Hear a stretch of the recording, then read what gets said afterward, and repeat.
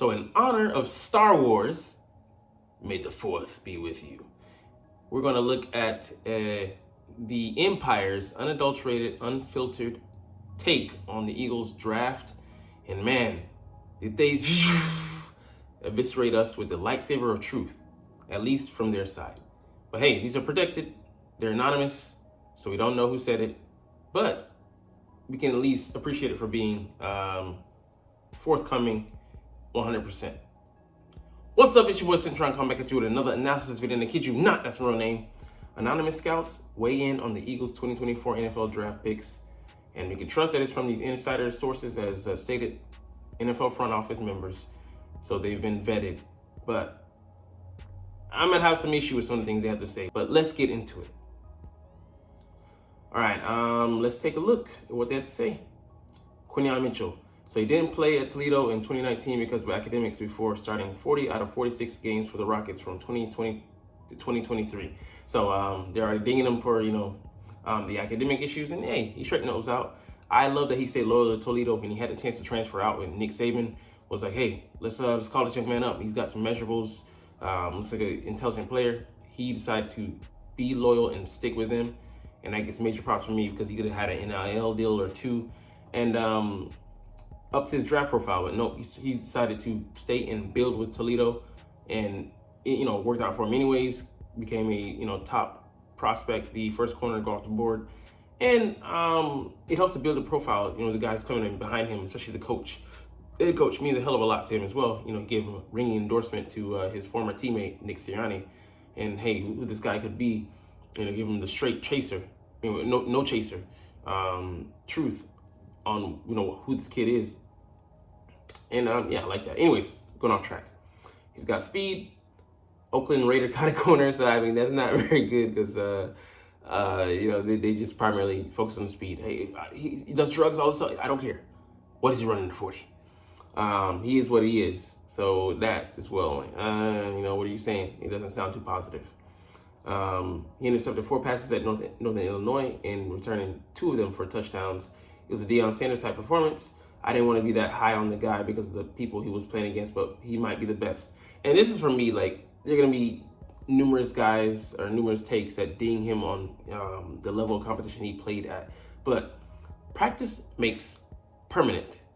Practice makes perfect? No, practice makes permanent.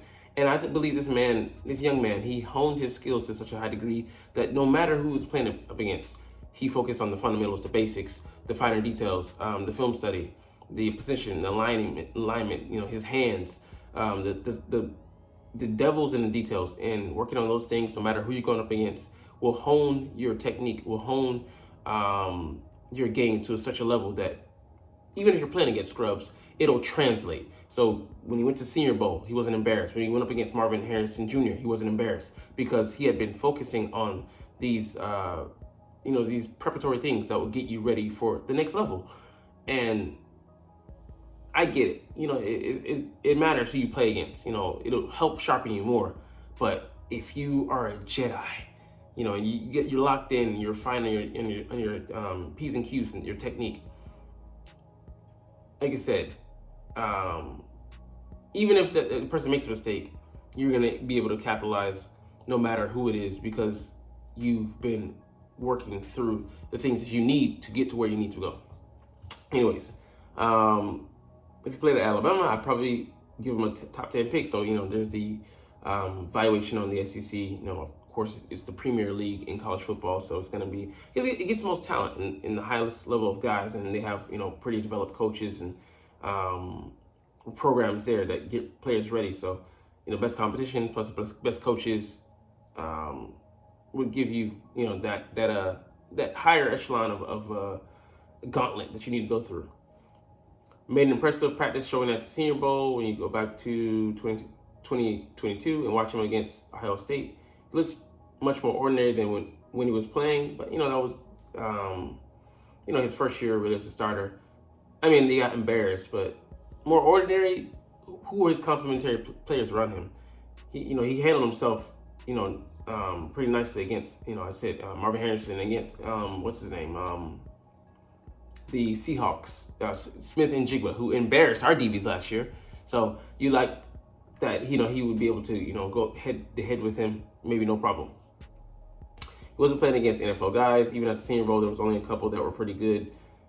I'll take issue with that. It's a higher type of competition. You can't just go ahead and ding the competition because those are guys who were there.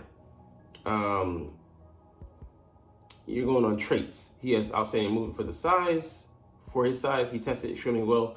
If someone has a great nickel and is taking an outside corner, I can easily see this guy going before Arnold.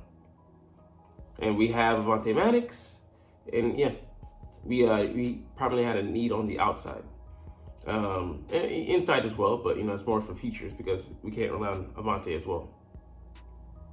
I was really impressed with him. Set a 4 scout. Then at the combine, it looked like he had never caught a ball in his life. It's different. It's I don't care about something in a controlled environment. What's not controlled, what will happen on that gridiron in between the hours of 10 a.m. and I don't know 2 p.m. or whatever afternoon game.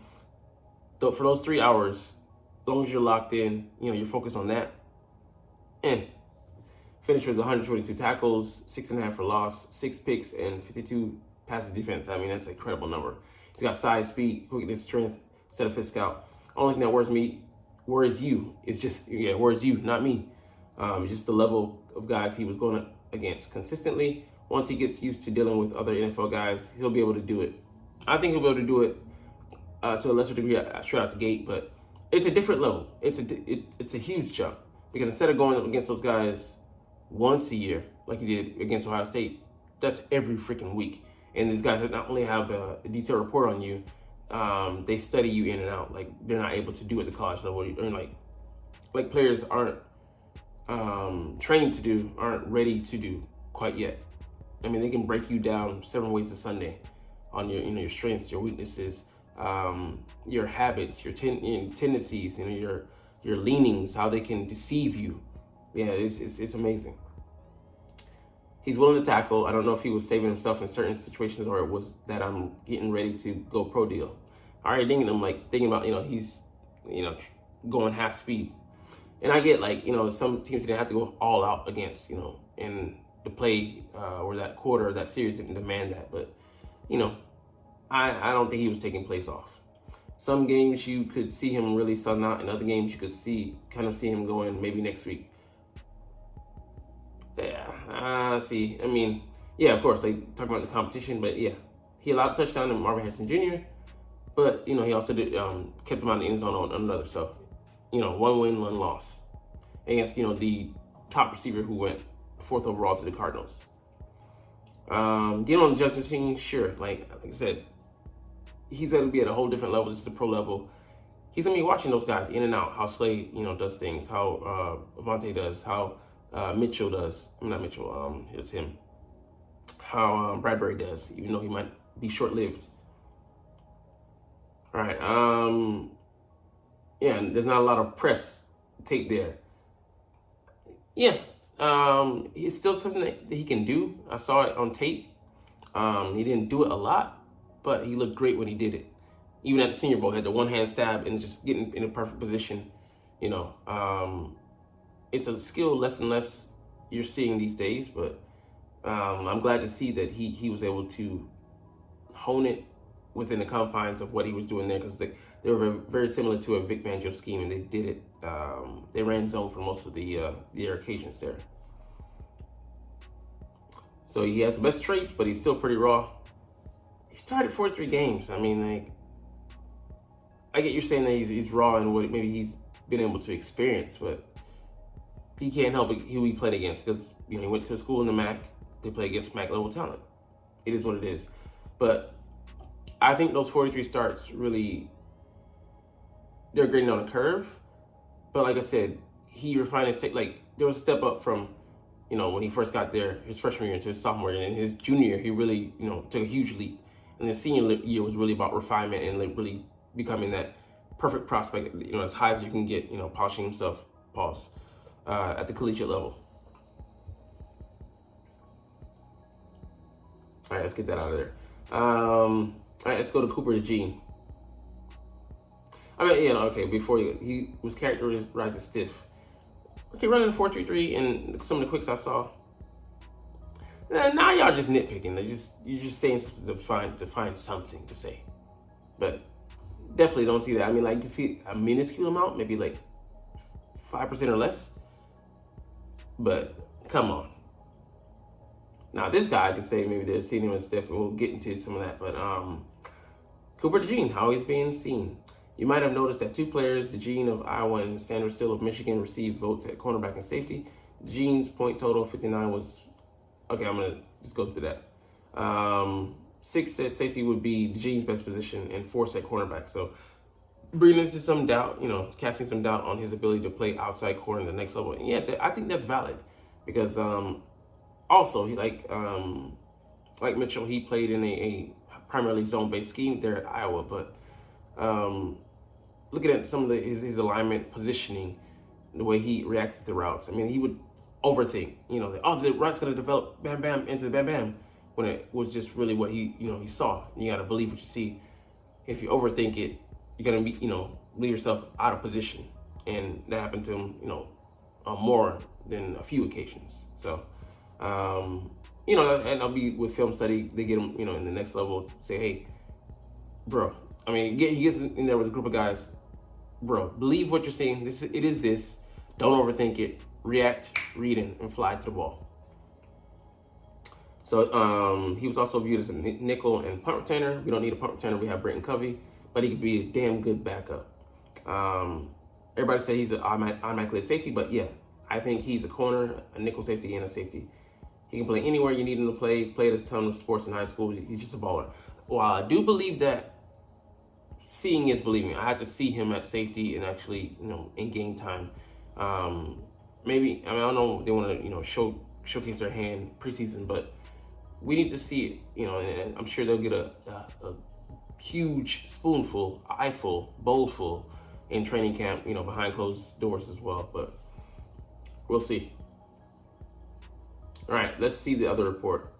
Trotter Jr., he can do a lot of different things. One scout said, I like him where he played at Iowa cornerback. He can do that. Nickel would be a good spot for him. I think there will be teams that have him at safety. Versatility is one of his biggest assets. His third season ended with a fractured fibula in November. And the fact that he was able to bounce back like off of that and run a 4.45, maybe contested 4.4, low 4.4s. I heard 4.43. Yeah, that's pretty damn good.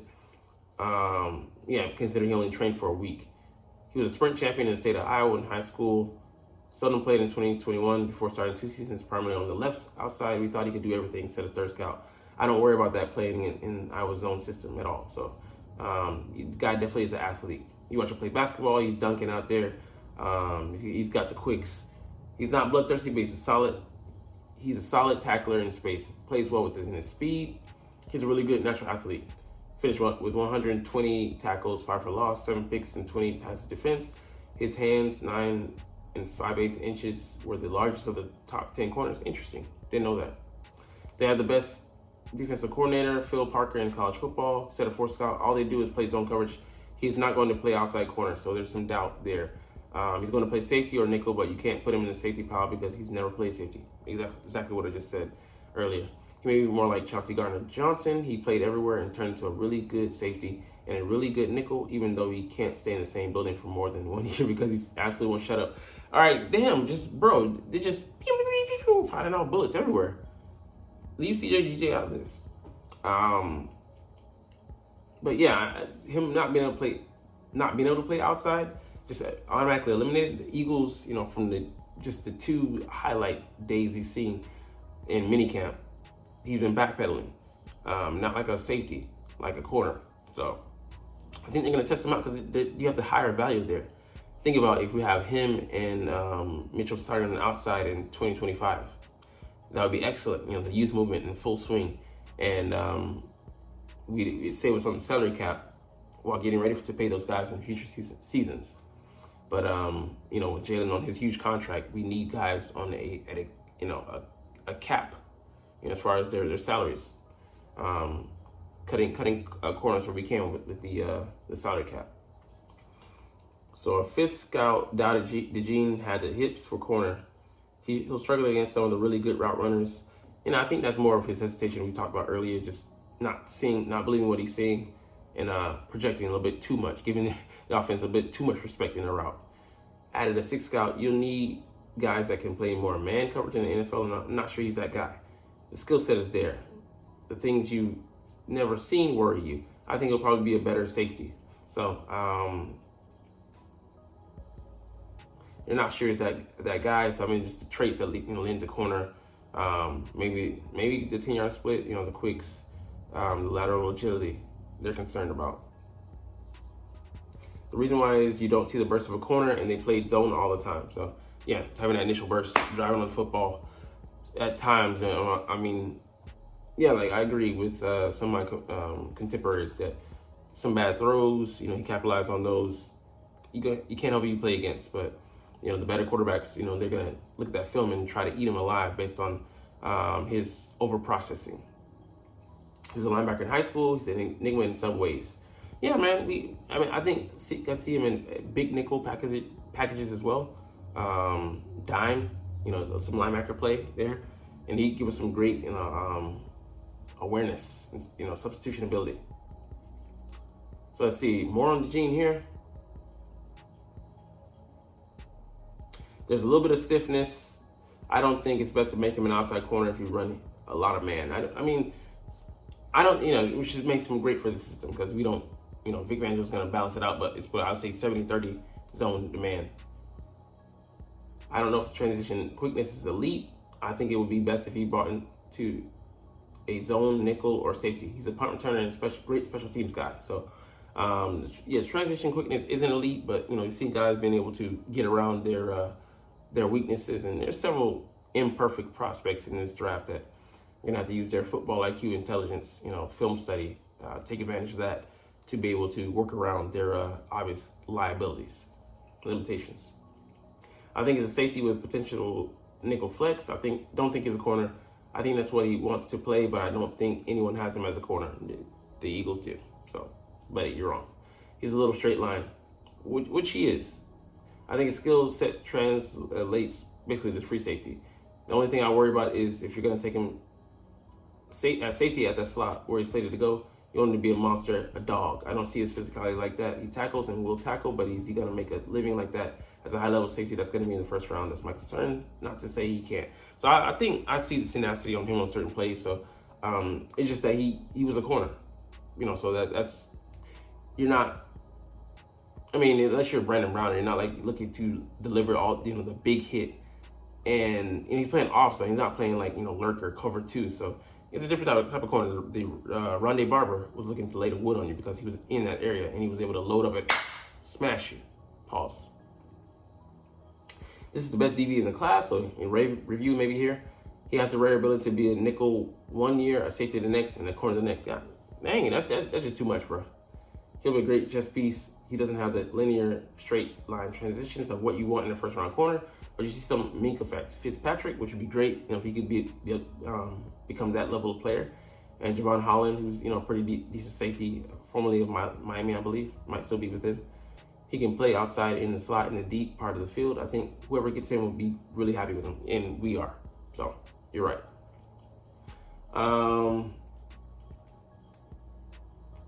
Everyone's favorite corner on the outside? I don't think so. All right, let's get to another guy, Jalyx Hunt. So the measurables, you see that 6'3.5", 251, ran a 4.63, 4.64. Late bloomer who spent 3 years in the Ivy League at Cornell playing as a backup safety. Transferred to Houston Christian in 2002, was formerly Houston Baptist, and was moved to outside linebacker because of his size. So he just kept growing. Was named Defensive Player of the Year. Okay, yada, yada, yada. He's third round off of athleticism alone, which, yeah, is dead on assessment. He's got a lot of potential. He may end up being like DeMarcus Ware, which would be huge. Like a third rounder. I mean, like DeMarcus was, I think he was a second. No, he was the first rounder. I'm thinking about. He just was, came from a small college, Troy. He has no effing clue, but he's gifted.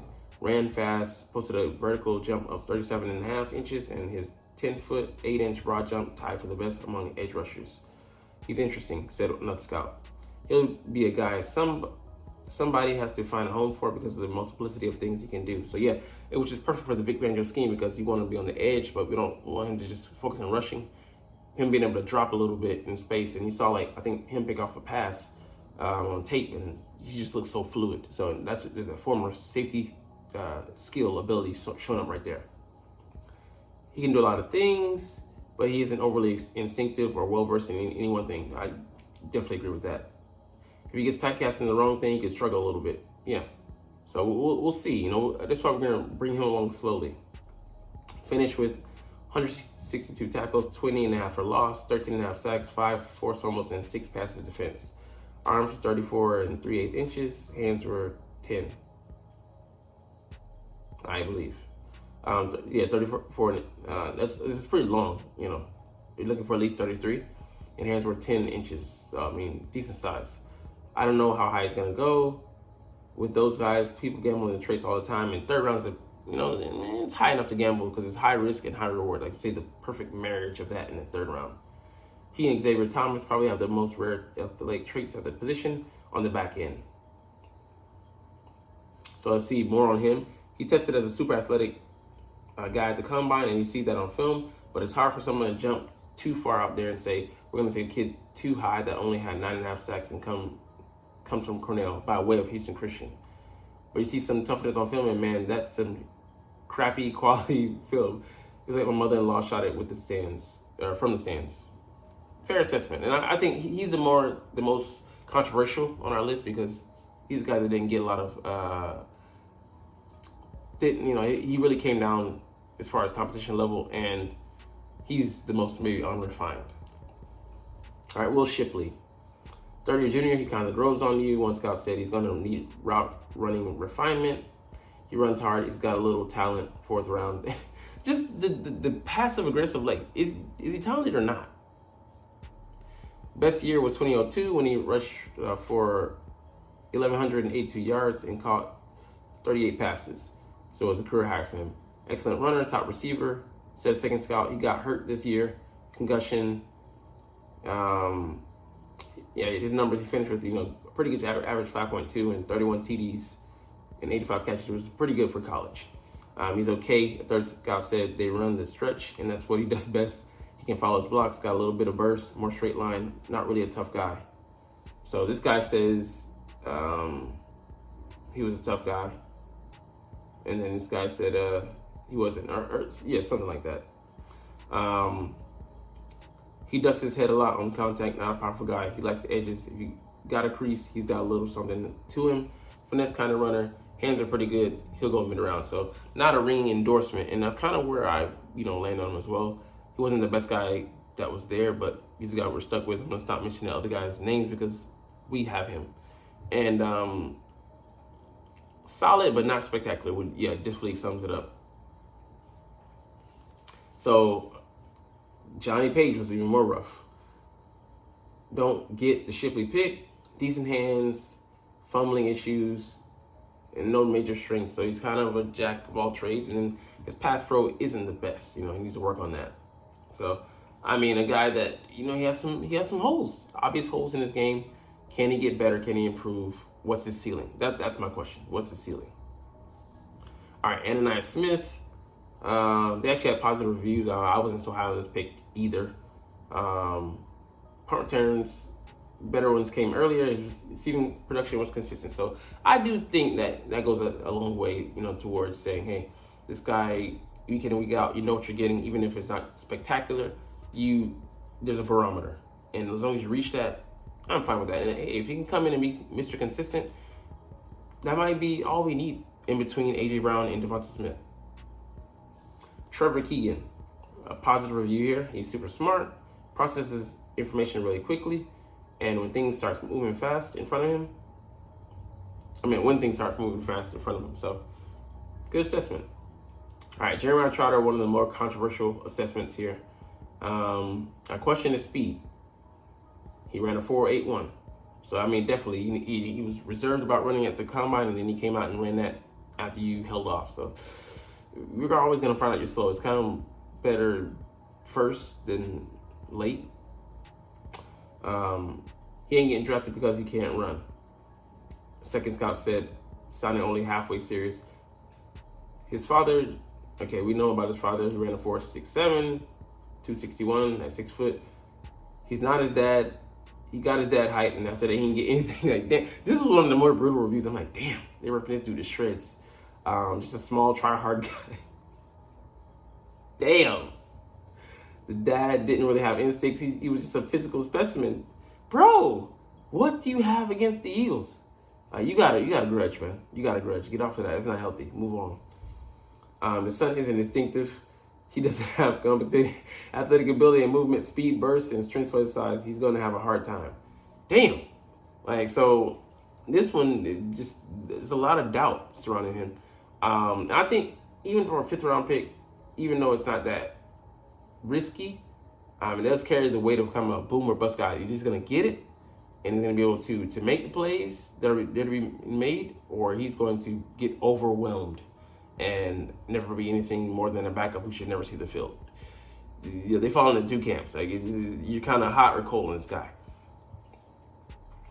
A 2-year starter, he finished with 195 tackles, 29.5 for loss, 13 sacks, 3 forced fumbles, 4 picks, and 16 passes defense. His dad was big, strong, thumping, get your ass Mike. The 4th scout said, this guy's a nice backup, and maybe he starts for a team that doesn't have a lot of depth. So like Philadelphia, damn, like that's one of the more backhanded compliments if you ever see one. You look at his coverage, it's above average. Because you at least have that. In the run game, he gets knocked around. So the goal is not to get locked up with a 330-pound guard. Once this guy has to take on front 5 players, he gets swallowed up. He doesn't get disengaged. At some point, you've got to get off blocks. He'll be a backup because he's a smart player. So just they buried it. They buried it right there. I'm not as down on him. I think he has the smarts to develop into a guy that can maneuver his way. Whether he'll ever be more than an average starter, when he gets to the at least slightly above average level, I think that might be his ceiling, but who knows, man. TJ Edwards, same knocks on him. He was even slower than this, ran a 4.9 coming out of Wisconsin, and he signed a pretty good free agent contract in free agency last year to go to the Chicago Bears. So, I mean, I think that's the kind of not the baseline. That's the best case scenario you're judging him by. If he develops into a guy like that, you're more than happy. If he comes somewhere in between, just a decent backup, I think you're also more than happy because we only invested a 5th round pick in him. All right, at least one. I gotta read this because there was too much bad juju. No Smith, Schuster, cute.